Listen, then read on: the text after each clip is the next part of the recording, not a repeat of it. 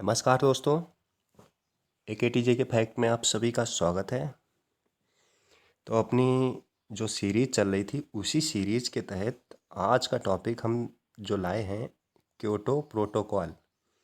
इसके बारे में जितने भी क्वेश्चंस बनेंगे, जहाँ से भी बनेंगे और जितने भी अभी तक बने हैं सारे क्वेश्चंस हम कवर कर रहे होंगे इस छोटी सी वीडियो के माध्यम से, जो कि आपके हर एक एग्ज़ाम के लिए बहुत ही महत्वपूर्ण होने वाली है ये क्लास। ठीक है, तो आइए शुरू करते हैं।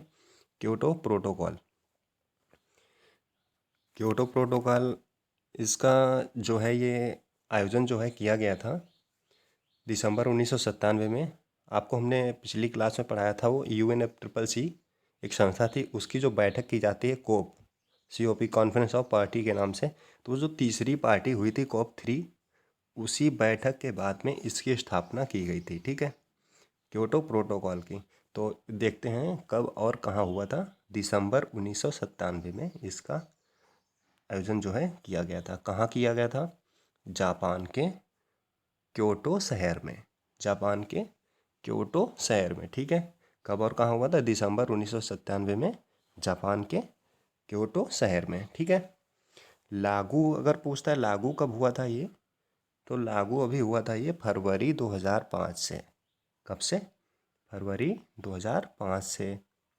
लेकिन अगर पूछता है भारत कब इसमें शामिल हुआ, तो भारत शामिल हुआ था 26 अगस्त 2002 में। ठीक है, 26 अगस्त 2002 में भारत शामिल हुआ। ठीक है, अब अगर क्वेश्चन आता है कि मतलब इसकी स्थापना क्यों की गई या आयोजन इसका क्यों किया गया, तो ग्लोबल वार्मिंग से हो रहे जलवायु परिवर्तन को रोकने के लिए, ग्लोबल वार्मिंग से हो रहे जलवायु परिवर्तन को रोकने के लिए अथवा कार्बन उत्सर्जन को कम करने के लिए इसका आयोजन जो है किया गया। ठीक है, कार्बन उत्सर्जन को कम करने के लिए इसका आयोजन किया गया। ठीक है, ये जो है ग्रीन हाउस गैसें जो हैं, ग्रीन हाउस गैसें जो हैं, ये ग्लोबल वार्मिंग को जो बढ़ावा देती हैं, ये इसमें कुछ गैसें दी गई हैं। कौन सी गैसें हैं? कार्बन डाइऑक्साइड हो जाएगी आपकी CO2, N2O हो जाएगी nitrous oxide, methane, ozone, CFC, chlorofluorocarbon तथा जलवाष्प। ग्लोबल वार्मिंग के लिए जिम्मेदार गैसें हैं ये। अगर ये क्वेश्चन आ जाता है ग्रीन हाउस गैसें कितनी हैं, ग्रीन हाउस गैसें कितनी हैं, तो उसमें ऑप्शन उस टाइम पे 6 लगाएंगे। 6 ग्रीन हाउस गैसें होती हैं। ठीक है, तो इसमें ग्रीन हाउस गैसें दी भी गई हैं। कार्बन डाइऑक्साइड हो गया, nitrous oxide, methane, ozone, CFC तथा जलवाष्प ग्लोबल वार्मिंग के लिए जिम्मेदार हैं। ठीक है, याद रखिएगा इतना। और इसी के तहत एक आता है ये कार्बन क्रेडिट संकल्पना। ये क्या है? कार्बन क्रेडिट संकल्पना अगर पूछता है किससे संबंधित है कि, तो क्योटो प्रोटोकॉल से लगा दीजिएगा। अब ये है क्या?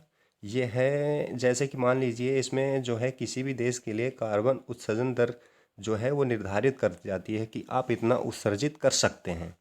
जैसे कि मान लीजिए भारत को उत्सर्जन करने की दर जो है 300 निर्धारित कर दी गई। ठीक है, तो भारत ने 350 उत्सर्जन कर लिया। कितना? 350।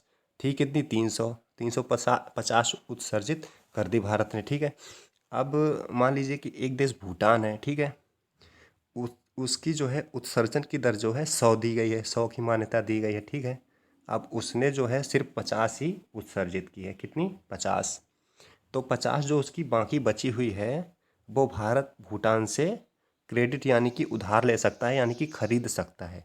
तो ये होती है कार्बन क्रेडिट संकल्पना। ठीक है, तो समझ में आया होगा आशा करते हैं। तो और ये नेक्स्ट देखते हैं, कार्बन उत्सर्जन में अग्रणी देश कौन कौन से हैं। इसमें कार्बन उत्सर्जन में अग्रणी देश कौन से हैं? नंबर 1 पे आ जाता है चीन, सेकेंड नंबर पे आ जाता है अमेरिका, और थर्ड नंबर पे आ जाता है अपना भारत। ठीक है, कार्बन उत्सर्जन में अग्रणी देश जो चीन, अमेरिका, भारत। ठीक है, इसमें भारत का याद रखिएगा तीसरे नंबर पे उत्सर्जन में है ये, कार्बन उत्सर्जन में तीसरे नंबर पर। ठीक है, तो ये हो गया आपका छोटा सा टॉपिक क्योटो प्रोटोकॉल।